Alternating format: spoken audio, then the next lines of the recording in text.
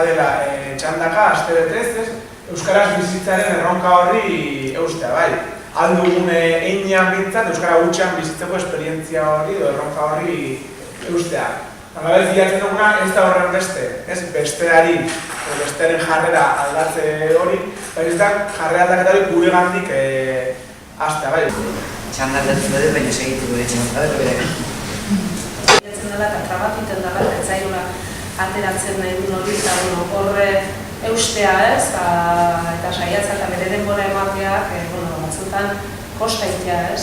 Ja, dakizu, edo berak esaten dizu haizu, no te entiendo, baina askotan bezero hori joaten da, prezioa ere esaten diotu euskeraz, joaten da, pagatzen du, eta hori zalatza dukat, honek badaki edo ez hori. Ni zehetun ez beti jarrera izaten euskera behar bezak.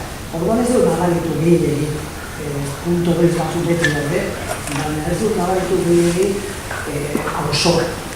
Ni ere izan naiz hau bizi aste betez, Intxaurrondo 20 egun euskeraz erronka honetan.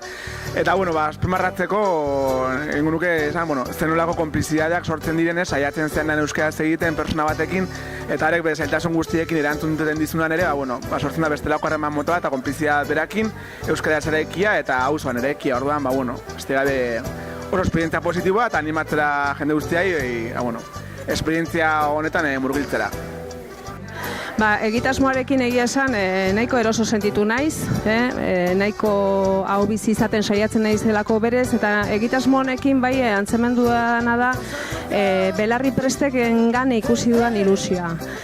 Kasu batean baino gehiagotan, bereiek parteide sentitzea edo ikuste horrek ze bizipozakin esatea niri euskeraz, ni belarri prest, horrek egia esan, horrek deitu dite arreta gehien eta ikaragarri postuna.